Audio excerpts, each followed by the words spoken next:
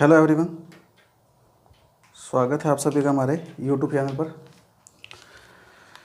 पिछले वीडियो में हमने जो टॉपिक डिस्कस किए थे उसके बाद पिछले वीडियो में हमने टॉपिक जो डिस्कस किया था वो हमारे पास थी प्रेरण विधि के द्वारा वस्तुओं को आवेशित करना।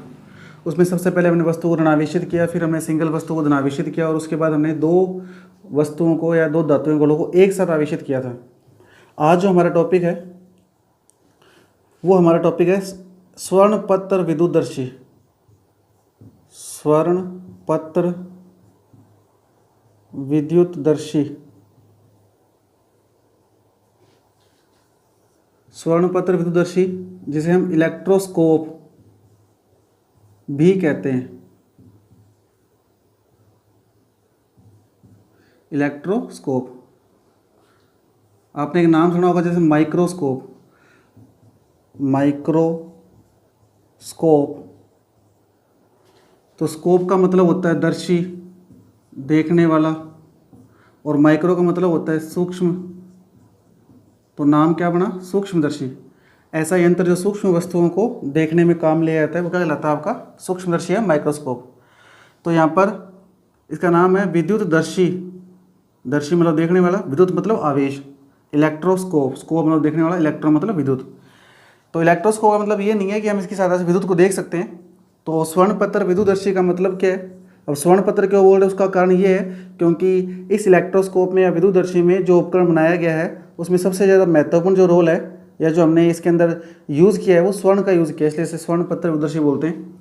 और स्वर्णपत्र विद्युतदर्शी का मतलब ये नहीं है कि हम यहाँ से विद्युत को देख सकते हैं या आवेश को देख सकते हैं, क्योंकि आवेश को हम नग्न आंखों से नहीं देख सकते। स्वर्णपत्र विद्युतदर्शी का यहाँ तात्पर्य ये है एक ऐसा उपकरण, ये एक ऐसा यंत्र जिसकी सहायता से हम किसी वस्तु पर आवेश की उपस्थिति का या आवेश की उपस्थिति या उसकी जांच कर सकें, उसका पता लगा सकें, उसको संसूचित कर सकें, डिटेक्ट कर सकें। तो मैं यहाँ इसकी डेफिनेशन लिख रहा हूँ। स्वर्णपत्र विद्युतदर्शी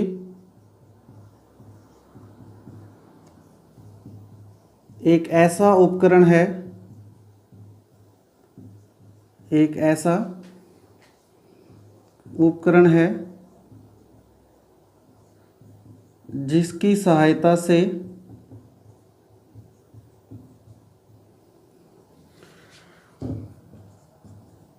किसी वस्तु पर आवेश की उपस्थिति, आवेश की उपस्थिति सबसे मेन बात है, की जांच, संसूचन, आवेश की उपस्थिति की जांच, संसूचन, डिटेक्शन या डिटेक्ट करना, संसूचन या जांच की जाती है, संसूचन या जांच की जाती है। तो स्वर्णपत्र विद्युतदर्शी क्या है? एक ऐसा उपकरण है जिसकी सहायता से हम किसी वस्तु पर आवेश की उपस्थिति का पता लगा सकते हैं, जांच कर सकते हैं कि वो वस्तु आवेशित है या नहीं, उस पर आवेश होगा या नहीं। तो ये तो इसकी डेफिनेशन होगी। अब हम देखते हैं इसकी बनावट, जो इसकी स्ट्रक्चर है, स्ट्रक्चर क्या है इसकी वो देखते हैं। तो इसकी स्ट्रक्चर देखिए कुछ इस तरह से है।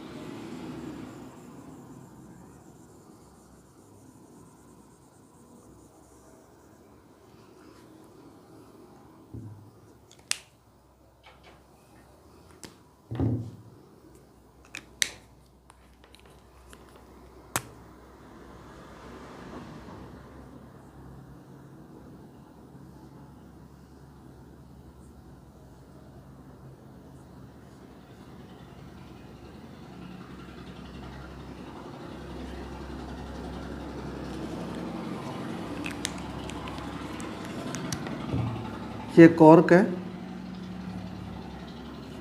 ये धातु की छड़ है, धातु की छड़।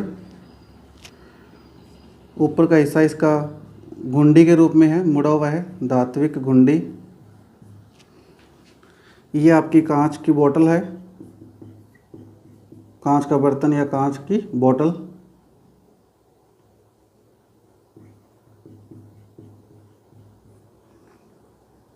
और यहाँ हमने इसे ग्राउंडेड कर रखा है।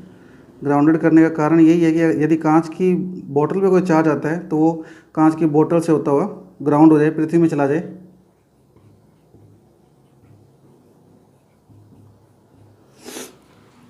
और ये जो आपको मैंने रेड कलर से यहाँ पे ये शो किया हुआ है, ये दोनों आपके स्वर्ण पत्थर हैं। सोने की पतली पत्तियाँ हैं ये। और इसके पास एक है धनावेशित छड़, धनावेशित छड़। तो कुल मिला के ये आपके पास टॉपिक है।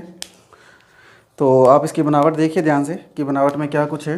बनावट में एक धात्विक छड़ के साथ 2 स्वर्ण पत्थर जुड़े हुए हैं। इसे कॉर्क की सहायता से बोतल के भीतर प्रवेश करवाया गया, बोतल को भूसंपर्कित किया गया, जिससे कि जो आवेश बोतल पे आ सकता है या आएगा वो यहाँ से होता हुआ डायरेक्ट पृथ्वी में चला जाएगा। तो ये इसकी बनावट है। बनावट बिल्कुल आसान है इसकी।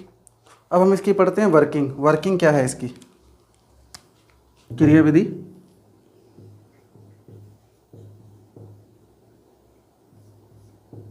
वर्किंग थोड़ा ध्यान से समझने वाली है कि वर्किंग क्या है। देखिए, सर्वप्रथम जो ये दोनों आपके स्वर्ण पत्र यहाँ पे दिखाए हुए हैं, ये स्वर्ण पत्र इस तरह से नहीं है। ये दोनों स्वर्ण पत्र प्रारंभ में इस तरह से हैं, एक के साथ एक चिपका हुआ स्वर्ण पत्र है। कहने का मतलब ये 2 उंगलियां हैं, ये 2 स्वर्ण पत्र का कार्य कर रही हैं। ये प्रारंभ में ऐसे थे, यूं। तो ये इस तरह से हैं, दोनों स्वर्ण पत्र हैं, ये इस तरह से हैं। होगा क्या, जब हम धनावेशित छड़ इस धात्विक छड़ के पास, धात्विक गुंडे के पास लेके आते हैं और हम इसे यहाँ पर लाने के बाद टच करवा देते हैं। इस आवेशित छड़ को इस धात्विक गुंडे के साथ क्या करवा देते हैं, टच। तो टच करवाने से कौन सी विधि के कारण स्थानांतरण होगा आवेश का, चालन विधि। क्योंकि चालन विधि में एक आवेशित वस्तु को किसी निरावेशित वस्तु के संपर्क में लाते हैं तो आवेश उस आवेशित वस्तु से होता हुआ उदासीन वस्तु पर चला जाता है। तो जब ये आवेश यहाँ से होता हुआ धात्विक छड़ की सहायता से आगे जाएगा, क्योंकि धात्विक छड़ है, चालक है, तो ये आवेश का क्या करेगा, स्थानांतरण।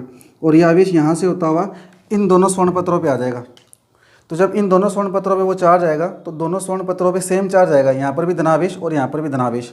और धनावेश आने के कारण दोनों स्वर्ण पत्रों में प्रतिकर्षण बल होगा और ये खुल जाएंगे। तो खुलने से दूर हो जाएंगे ये, इनके वजह प्रतिकर्षण बल के कारण। तो अगर ये दोनों स्वर्ण पत्र जो पहले एक साथ चिपके हुए थे, अगर वो खुल जाते हैं तो हम ये कह सकते हैं कि ये वस्तु कैसी थी, आवेशित थी। तो पता लग गया कि दोनों स्वर्ण पत्रों के दूर होने से जो वस्तु हम पास लेके आए वो कैसी है, आवेशित। फॉर एग्जाम्पल, इस पर आवेश नहीं होता, ये छड़ आवेशित नहीं होती। मान लेते हैं कि छड़ आवेशित नहीं है। तो जब ये छड़ आवेशित नहीं है तो जब इसको टच कराओगे तो आवेश के ऊपर नहीं है, आवेश इस पर नहीं है, धातु छड़ से होता हुआ आवेश यहाँ पे नहीं आएगा। और नहीं आएगा तो दोनों स्वर्ण पत्रों में आवेश नहीं होगा। तो दोनों स्वर्ण पत्र जैसे हैं वैसे ही रहेंगे, ये खुलेंगे नहीं, ऐसे ही रहेंगे। तो जब ये खुलेंगे नहीं तो हम कह सकते हैं कि ना तो इस पर चार्ज है ना इस पर चार्ज है, क्योंकि खुलते तभी हैं जब समान आवेशों में क्या होता है, प्रतिकर्षण, जबकि इस पर आवेश नहीं आया। तो जब किसी छड़ को हम लेके आते हैं और छड़ को पास लाने के बाद स्वर्ण पत्रों के बीच की जो स्थितियां हैं वो दूर दूर हो जाते हैं आपस में, तब तो हम कह सकते हैं जो छड़ लेके आ रहे हैं वो आवेशित है। यदि हम जो छड़ लेके आ रहे हैं उसको टच करने के बाद भी स्वर्ण पत्र अपनी स्थिति ही में बने रहते हैं, खुलते नहीं हैं, तो हम ये कहेंगे कि छड़ कैसी है, निरावेशित। तो यहाँ से हम किसी आवेशित छड़ या निरावेशित छड़ वस्तु भी कह सकते हैं, आवेशित वस्तु या निरावेशित वस्तु की जानकारी प्राप्त कर सकते हैं, की जानकारी प्राप्त कर सकते हैं। कैसे कर सकते हैं, जिस वस्तु को स्पर्श करवाया जा रहा है यदि वो वस्तु आवेशित है तो वो आवेश धात्विक छड़ से होता हुआ चालन विधि के द्वारा, कौन सी विधि के द्वारा, चालन विधि। ये क्वेश्चन भी बन सकता है कि स्वर्ण पत्र विद्युतदर्शी इलेक्ट्रोस्कोप आवेशन की कौन सी विधि पे कार्य करता है? तो चालन विधि पर। बहुत ही बेसिक सा क्वेश्चन है और क्वेश्चन बन जाता है यहाँ से, छोटा सा क्वेश्चन। तो चालन विधि पर आधारित है। तो चालन विधि के द्वारा ये आवेश जब स्वर्ण पत्रों पे आएगा तो यदि दोनों स्वर्ण पत्र फैल जाते हैं, दूर हो जाते हैं, तब तो वो वस्तु आवेशित है, क्योंकि दोनों पर समान चार्ज आएगा और समान चार्ज एक दूसरे क्या करते हैं? प्रतिकर्षित। और यदि वो वस्तु आवेशित नहीं है तो ये स्वर्ण पत्र सदैव इसी अवस्था में रहेंगे, एक दूसरे को प्रतिकर्षित नहीं कर सकते, क्योंकि आवेश उत्पन्न नहीं हो रहा। लेकिन हम ये नहीं पता लगा सकते, हमने ये तो पता लगा लिया कि आवेशित क्षण है या निरावेशित है, कि उस वस्तु पे आवेश है या नहीं, लेकिन हम ये पता नहीं लगा सकते कि वो वस्तु धनावेशित है या ऋणावेशित। फॉर एग्जाम्पल, ये वस्तु ऋणावेशित होती, ये वस्तु क्या होती? ऋणावेशित। तो ऋणावेशित होती तो ये ऋणावेश यहाँ से होता हुआ इन पे स्वर्ण पत्रों पे आता, तो ऋणावेश और ऋणावेश में भी क्या होगा? प्रतिकर्षण बल। तो नेगेटिव और नेगेटिव भी क्या करते हैं? प्रतिकर्षित, तब भी ये फैलेगा। तो हम सिर्फ ये पता लगा सकते हैं कि वो वस्तु आवेशित है या नहीं। आवेशित होगा तो दोनों स्वर्ण पत्र फैल जाएंगे, आवेशित नहीं है, निरावेशित है, दोनों स्वर्ण पत्र नहीं फैलेंगे। लेकिन वो वस्तु धनावेशित है या ऋणावेशित, इसका पता नहीं लगा सकते। तो पहली बात तो इसकी वर्किंग और जो दो महत्वपूर्ण बातें थी वो मैंने आपको बता दी। दूसरी बात, मान लीजिए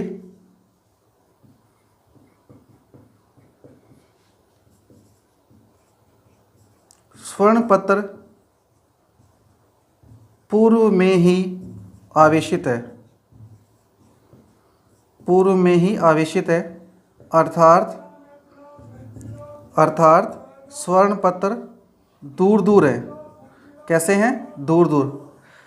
प्रयोग शुरू करने से पहले ही मान लिया कि स्वर्ण पत्र आवेशित है, ऑलरेडी पहले से आवेशित है, और वो दोनों दूर दूर हैं। अब यहाँ दो स्थितियाँ संभव है, ध्यान से समझने वाली बात है। क्या? मान लीजिए कि आप इसके पास छड़ लेके आए और ये दोनों पहले से दूर दूर थे, और मान लेते हैं ऋणावेश और ऋणावेश था पहले से, अब ऋणावेश छड़ लेके आए, तो ये ऋणावेश इस छड़ से होता हुआ जब इसके ऊपर और जाएगा तो यहाँ ऋणावेश की संख्या बढ़ जाएगी, यहाँ भी ऋणावेश का मान बढ़ जाएगा, यहाँ पर भी बढ़ जाएगा, तो प्रतिकर्षण बल और बढ़ जाएगा।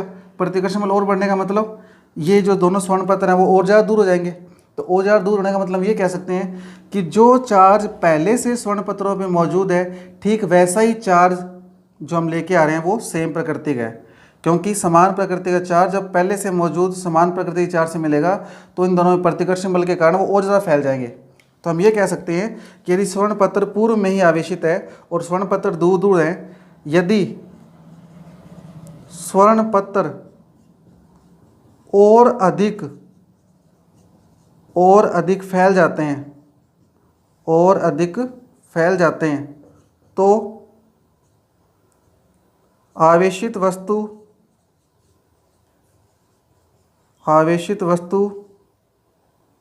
यहाँ लिख रहा हूँ, आवेशित वस्तु का जो चार्ज है वो सेम होगा जो पूर्व में चार्ज उपस्थित है। आवेशित वस्तु का आवेश व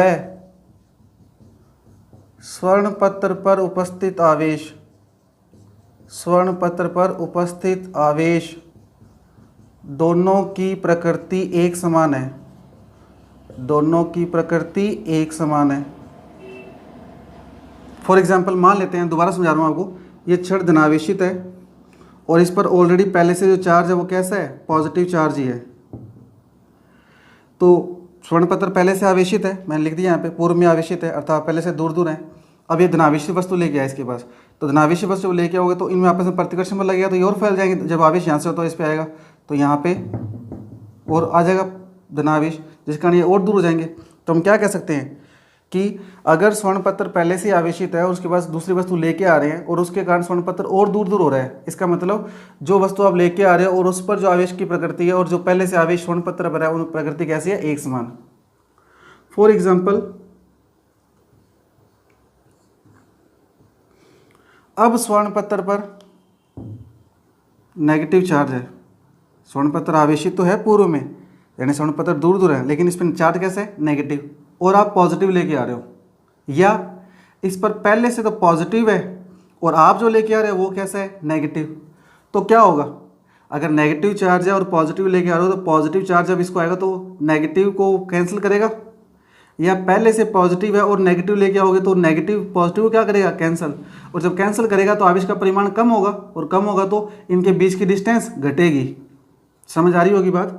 फॉर एग्जांपल अपने एक ही एग्जांपल लेते हैं कि छड़ पे नेगेटिव चार्ज है और पॉजिटिव वाली छड़ लेके आ रहे हैं, तो ये पॉजिटिव जब यहाँ से होता हुआ इस पे आएगा तो ये पॉजिटिव नेगेटिव को कम करेगा, तो जब ये नेगेटिव पॉजिटिव से कम हो जाएगा तो इस पर आवेश का परिमाण कम होगा, घटेगा, और घटने के कारण के बीच की जो डिस्टेंस है वो कम होगी। तो हम क्या कह सकते हैं, यदि स्वर्ण पत्थर पास पास आते हैं, यदि स्वर्ण पत्थर पास पास आते हैं तो जो वस्तु लाई जा रही है उस पर आवेश की प्रकृति और पूर्व में स्वर्ण पत्रों पर उपस्थित आवेश की प्रकृति एक दूसरे क्या है, अपोजिट। मैं सारी की सारी बात दोबारा से रिपीट कर देता हूँ। स्वर्ण पत्र विद्युतदर्शी एक ऐसा उपकरण जिसकी सहायता से हम किसी वस्तु पर आवेश की उपस्थिति का पता लगा सकें, केवल उपस्थिति का। वस्तु पर चार्ज कौन सा है वो नहीं देख सकते, नेगेटिव है या पॉजिटिव। बनावट बताई, एक धातुई छड़ है, उसे कोर की सहायता से प्रवेश करवाया गया, अंतिम स्वरूप में स्वर्ण पत्थर जोड़ा गया कांच के बोतल के अंदर। यदि बनावट के बाद यदि हम किसके पास कोई आवेशी वस्तु लेके आते हैं तो वो आवेश इसकी सतह से होता हुआ दोनों स्वर्ण पत्रों पे आएगा और दोनों स्वर्ण पत्र जो इस कंडीशन में थे वो फैल जाएंगे।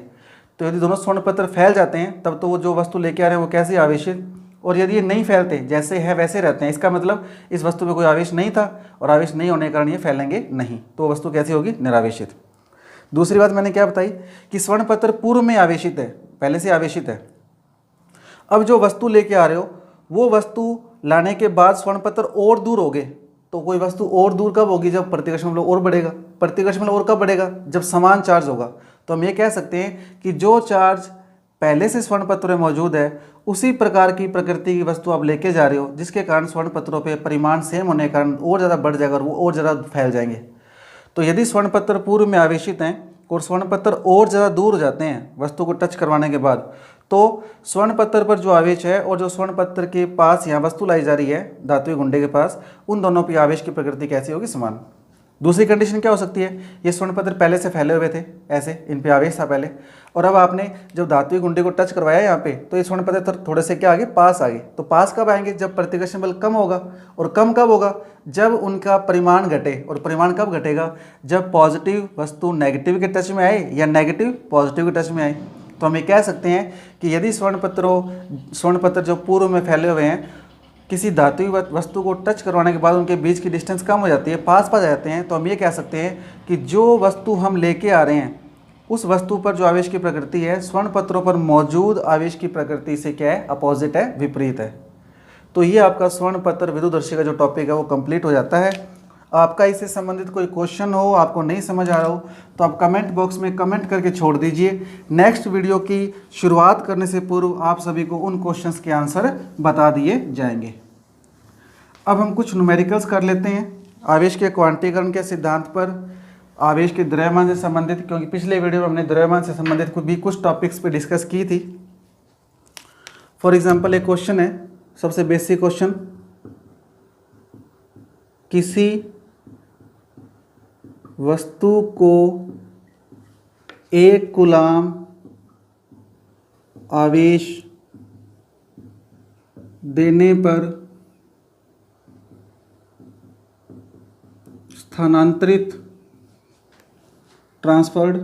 स्थानांतरित किए जाने वाले इलेक्ट्रॉनों की संख्या बताइए। इलेक्ट्रॉनों की संख्या बताइए। ये क्वेश्चन है आपका कि कोई वस्तु है जिसे हमने 1 कूलाम आवेश दिया है और उस वस्तु को 1 कूलाम आवेश देने के बाद हमने उस वस्तु को कितने इलेक्ट्रॉन स्थानांतरित किए हैं वो उनकी संख्या बतानी है। तो आंसर सबसे पहले जो गिवन वैल्यू है वो लिखिए। गिवन क्या है आपको, क्यू क्या है, आवेश 1 कूलाम। आपको गिवन है आवेश स्मॉल q बराबर 1 कूलाम, ठीक है। ज्ञात क्या करनी है, संख्या यानी number of electron, small n ज्ञात करना है आपको। तो हम फॉर्मूला कौन सा है हमारे पास, अब तक के टॉपिक में हमारे पास एक ही फॉर्मूला है आवेश के क्वांटीकरण के सिद्धांत से, q बराबर n ई। q आपके पास 1 कूलाम है, n आपको ज्ञात करना है और e जो है वो आपको पता है। e की वैल्यू कितनी होती है, 1.6 × 10⁻⁻19 कूलाम, ये हम जानते हैं। ये कैंसिल कूलाम से कूलाम। जो n की वैल्यू है ये टोटल वैल्यू इस 1 के अपॉन में आएगी, तो 1.6 इंटू 10⁻19। पॉइंट हटाए तो ऊपर 10 अपॉन में 16 इंटू 10⁻−19 को ऊपर ले जाएंगे तो +19। इसी वैल्यू को हल करें तो 10 इंटू 16, 10⁻19 को मैं 10⁻18 और 10⁻1 लिख सकता हूँ। 10⁻1 और 10⁻18 क्या हो जाएगा? 10⁻19। तो 10⁻1 और 10⁻1 कितना हो गया? 100। तो 100/16 इंटू 10⁻18। इसको जब डिवाइड करेंगे तो ये बनेगा 6.25 इंटू 10⁻18 इलेक्ट्रॉन। तो हमें इतने इलेक्ट्रॉन क्या करने पड़ेंगे? ट्रांसफ़र करने पड़ेंगे जब हम किसी वस्तु को 1 कूलाम आवेश देंगे। ठीक है, यहाँ पर ये वर्डिंग पेपर में ऐसे भी आ सकती है, किसी वस्तु से 1 कूलाम आवेश लेने पर, किसी वस्तु से 1 कूलाम आवेश लेने पर कितने इलेक्ट्रॉन स्थानांतरित करने होंगे। हम 1 कूलाम आवेश लें चाहे दें, संख्या तो बराबर ही रहेगी। तो सेम ही क्वेश्चन है, किसी वस्तु को 1 कूलाम आवेश दो चाहे लो, संख्या का मान सेम होगा। यहाँ वो ये पूछ सकता है प्रकृति बताइए, प्रकृति बताइए। तो यदि पहले वाला क्वेश्चन होता है किसी वस्तु को 1 कूलाम आवेश देने पर, जब हम कूलाम आवेश देंगे तो दी गई वस्तु आवेश, दी गई वस्तु जिसको आवेश दिया है वो कैसी होगी? ऋणावेशित, क्योंकि उस पर तो इलेक्ट्रॉन बढ़ गए। जिससे आवेश लिया है, जिससे आवेश लिया है, आवेश लिया तो वहाँ पे इलेक्ट्रॉन कम हो गए, तो वो वस्तु क्या होगी? धनावेशित होगी। सिंपल सी बात है।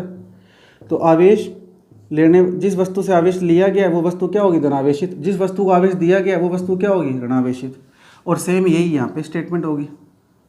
तो ये आपका पहला न्यूमेरिकल। ठीक है, नेक्स्ट क्वेश्चन देखें हम।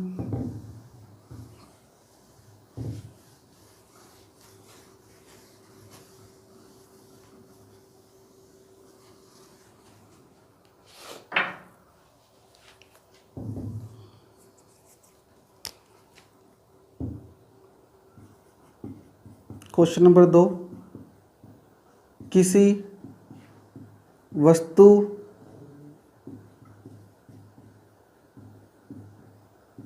का द्रव्यमान 10 नैनोग्राम बढ़ जाता है।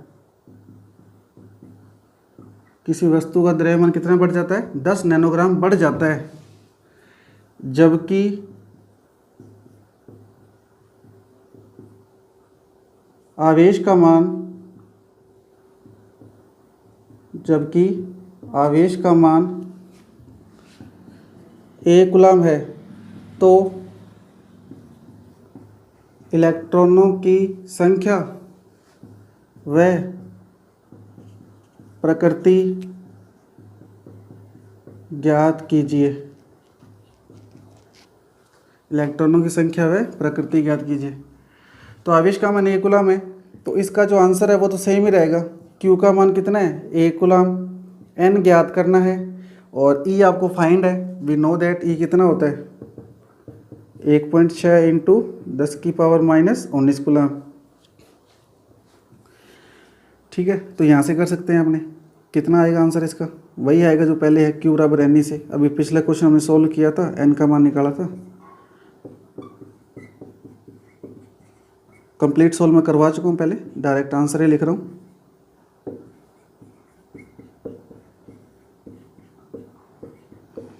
ये आंसर होगा।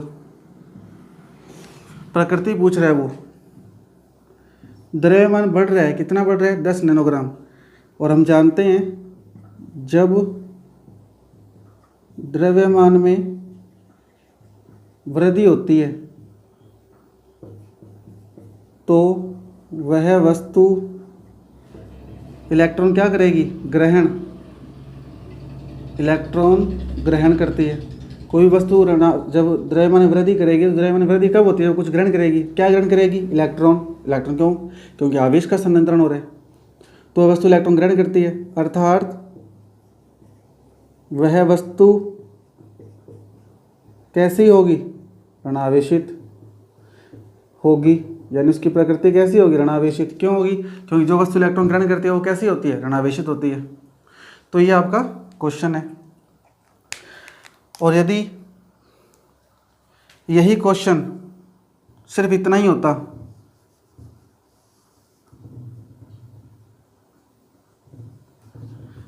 किसी वस्तु के द्रव्यमान में 10 किसी वस्तु का द्रव्यमान 10 नैनोग्राम बढ़ जाता है तो इलेक्ट्रॉन संख्या बताओ और प्रकृति ज्ञात कीजिए। अब क्वेश्चन कैसे होगा तो वो आगे मैं डिफाइन कर रहा हूँ क्वेश्चन। अगला क्वेश्चन बना लेते हैं हम इसी क्वेश्चन को अगला क्वेश्चन। तो क्या आंसर होगा इस क्वेश्चन का, देखिए। द्रव्यमान में जो वृद्धि है, द्रव्यमान बढ़ जाता है, द्रव्यमान में जो परिवर्तन है, द्रव्यमान में परिवर्तन के लिए हम डेल्टा एम लगा लेते हैं। कोई ज़रूरी नहीं है डेल्टा लगाना, मर्जी है आपकी। एम मास है, परिवर्तन के लिए क्या लगा दिया, डेल्टा। कितना परिवर्तन हुआ है, 10 नैनोग्राम, 10 नैनोग्राम। अब नैनो का मीनिंग 10 की पावर -9। हम जब इस पार्ट की हमने शुरुआत की थी, शुरुआत के में ही मैंने आप लोगों को उस टर्म से अवगत करवा दिया था, मिली, माइक्रो, नैनो, पीको। तो ये सारी वैल्यू से हम पहले से अवगत हो चुके हैं। तो नैनो का मतलब 10 की पावर -9 ग्राम। अब इस क्वेश्चन को कैसे हल करना है, हम जानते हैं वी नो दैट। आपको एक ही क्वेश्चन के मैंने 2 पार्ट इसलिए किया है क्योंकि पेपर में कभी भी किसी क्वेश्चन के टुकड़े करके डाल देता है वो। तो हम मेजर पार्ट पढ़ लेते हैं, छोटी चीज़ छोड़ देते हैं, इसलिए मैंने आपको क्वेश्चन के टुकड़े कर दिए। वी नो दैट एक इलेक्ट्रॉन का द्रव्यमान, एक इलेक्ट्रॉन का द्रव्यमान में क्या मान लेता हूँ, me, मास ऑफ इलेक्ट्रॉन। इसलिए स्मॉल n इलेक्ट्रॉनों का कुल द्रव्यमान कितना होगा, nme, सही है। और जो कुल द्रव्यमान n इलेक्ट्रॉनों का है वो हमारे पास ऑलरेडी है, कितना है, डेल्टा m। तो डेल्टा m की वैल्यू क्या आ गई, nme। समझ आया? एक इलेक्ट्रॉन का द्रव्यमान होता है me, तो n इलेक्ट्रॉन द्रव्यमान कितना होगा, nme। और इलेक्ट्रॉनों के द्रव्यमान से जो स्थानांतरण हुआ है वो हमें दे रखा है कितना, 10 नैनोग्राम। क्योंकि जो चेंज होगा वो इलेक्ट्रॉनों के स्थानांतरण के कारण ही होगा। तो इलेक्ट्रॉन का स्थानांतरण n हो रहा है, तो n का nme और न्यूमेरिकल वैल्यू हमें दे रखी है रियल टाइम। दोनों को इक्वल रखें तो क्या प्राप्त होगा, देखिए nme इज इक्वल टू 10 की पावर -9। n ज्ञात करना है तो 10 की पावर -9 अपॉन में me। m क्या है, मास ऑफ इलेक्ट्रॉन है, और मास ऑफ इलेक्ट्रॉन कितना होता है, 9.1 इंटू 10 की पावर -19। तो n इज इक्वल टू,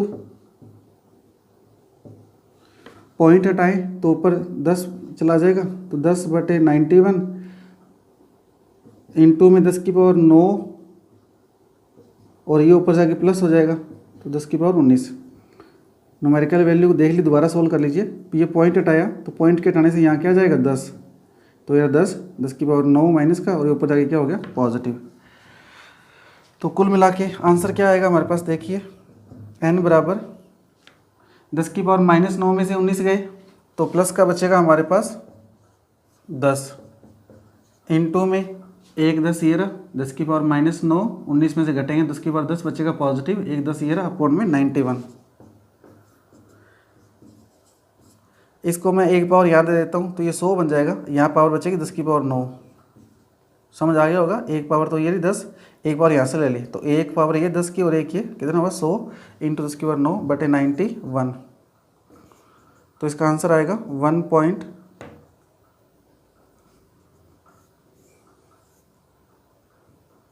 भाग देंगे तो 9 बचेगा, तो 1.8 इंटू 10 की पावर 9 इलेक्ट्रॉन।